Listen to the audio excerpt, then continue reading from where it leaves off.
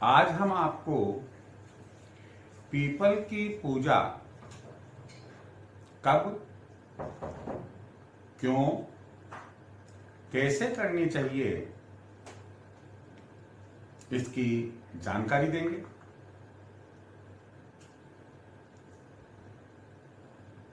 अधिकांश व्यक्ति, स्त्री या पुरुष जो पूजा पाठ नियमित रूप से करते हैं, सामान्यतया पीपल की भी पूजा करते हैं, जल सींचते। लेकिन हो सकता है कि कहीं उनकी कोई चूक हो रही हो। यदि मैं आपको जो बताने जा रहा हूं, हम वैसे ही पूजा करते हैं, कोई दिक्कत नहीं है। यदि किसी प्रकार से भी थोड़ी सी भी उसमें अलग बात है, आपको समझ में आती है, आपको अच्छा लगता है, आपको विश्वास है कि ऐसा भी करना चाहिए था, आप वैसा कीजिए। पहली बात है कि पीपल की पूजा अर्चना सूर्य उदय होने के बाद से सूर्यास्त होने के ठीक पहले तक ही की जाती है। देखिए, बात नंबर 1, सूर्य उदय होने के पहले और सूर्य अस्त होने के बाद पीपल की पूजा नहीं करते, यह मान्य नहीं होती है। तो आप ध्यान रखें, पीपल की पूजा, जल सींचना या दीपक लगाना, यह सूर्य उदय होने से सूर्य अस्त होने तक, सूर्य अस्त होने के ठीक पहले तक ही आप कर सकते। सवाल दिमाग में आएगा आपके कि ऐसा क्यों? ऐसा इसलिए कि मान्यता है, ज्योतिषीय मान्यता है और शास्त्रों में उल्लेखित भी है ये कि पीपल में सूर्य उदय होने से सूर्यास्त तक लक्ष्मी जी का वास रहता है और उनकी जो बहन है अलक्ष्मी या दरिद्रता, सूर्य अस्त होने के साथ ही पीपल पर वास करने के लिए आ जाती है, जो अगले दिन सूर्य उदय होने तक रहती है।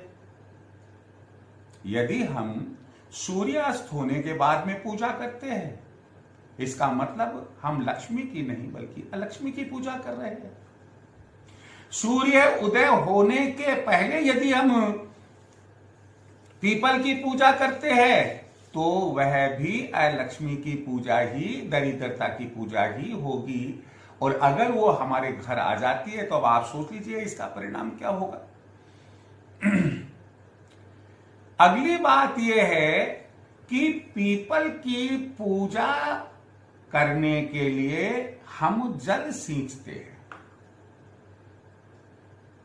जल अपने घर से ले जाए और यदि जहां पीपल वृक्ष है उसके आसपास में हैंडपंप लगा है या सार्वजनिक नल लगा हुआ है, आप खुद अपना लोटा, गड्डी आप खुद भरे, पहले से किसी के भरे हुए जल में से लोटा ना ले, कारण कि आपको जल चढ़ाना है।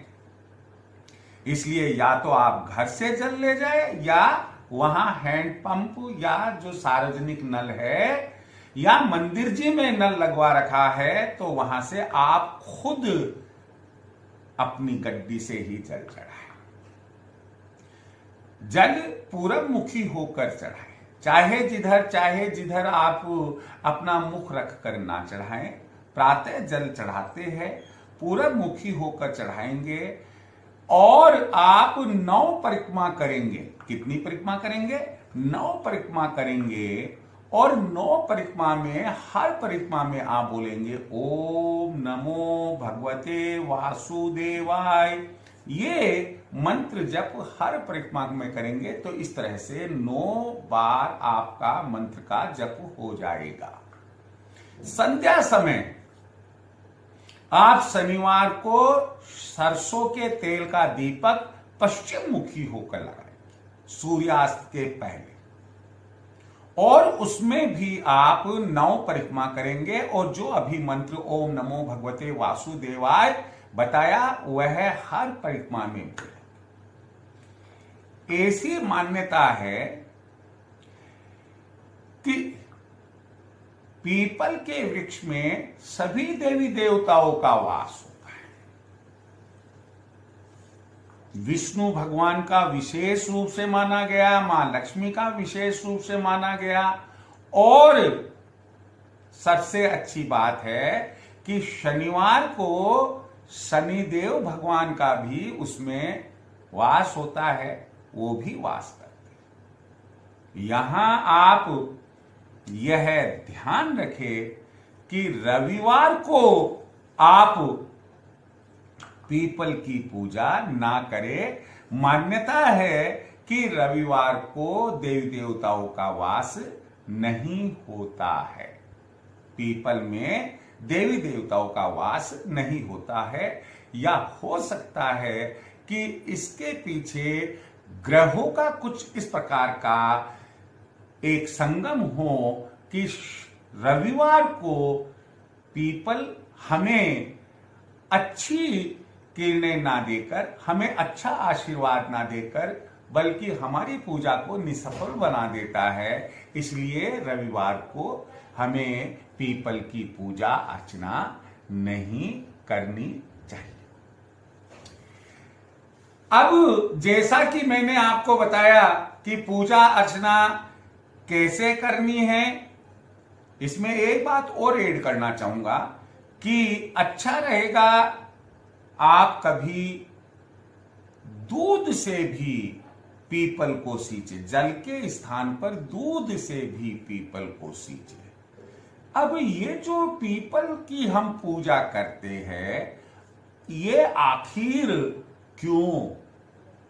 देखिए, एक तो हम जनरल जैसे सामान्य पूजा करते हैं वैसे ही है कि हम रोजाना ही डेली जो पूजा हो रही है, वर्शिप हो रही है, वैसे हम पीपल की भी वर्शिप कर रहे हैं, पूजा कर रहे हैं।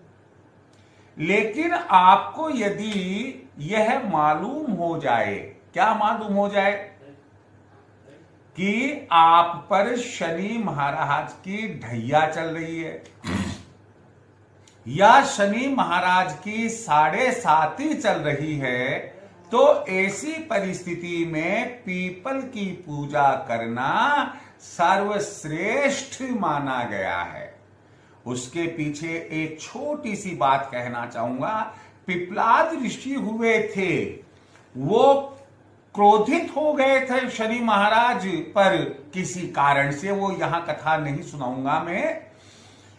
उनके प्रकोप से बचने के लिए शनि महाराज ने कहा था कि जो जातक आपकी पूजा अर्चना करेगा मैं उसे परेशान नहीं करूंगा। ये पिपलाद ऋषि को उन्होंने वचन दिया था, और यही कारण है कि जो जातक पीपल की पूजा अर्चना करता है उसको शनि महाराज कभी भी परेशान नहीं करते हैं। लेकिन उसमें एक शर्त को ध्यान में रखिए, वो ये है कि शनि महाराज न्याय के देवता है।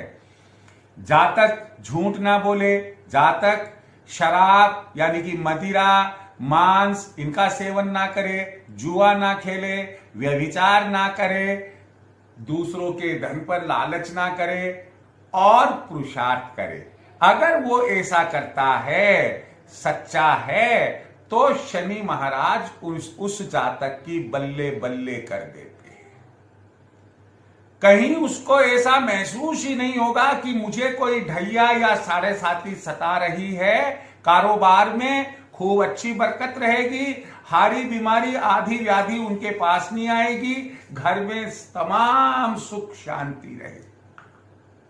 पीपल की पूजा ना केवल आपको ढैया और साढ़े साती से ही निजात दिलाती है, बल्कि यदि आप पर शनि महाराज की दशा, महादशा, अंतरदशा, प्रत्यंत्र दशा चल रही है, आपकी जानकारी में है, तो भी पीपल की पूजा आपको फलित होती है। इसके अलावा यदि क्रूर ग्रह, जो सबसे क्रूर ग्रह माने जाते हैं राहु और केतु, यदि आप पीपल की पूजा करते हैं, ये कारण बता रहा हूं कि क्यों करनी चाहिए पीपल की पूजा। तो राहु केतु भी अगर आपको परेशान कर रहे हैं, आपको ऐसा किसी ने बताया या आपको जानकारी है, आप खुद जानकार है इस चीज के, तो ऐसी परिस्थिति में पीपल की पूजा करने से राहु केतु के दोष भी शांत होते हैं।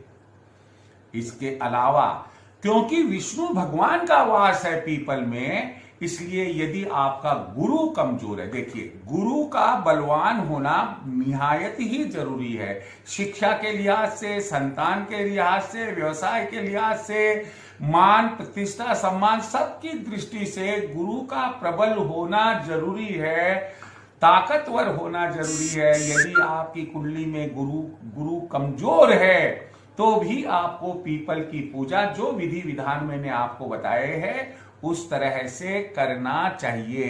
हाँ, जल और दीपक के साथ अगर हो सके तो आप धूप भी वहां पर लगाकर आए।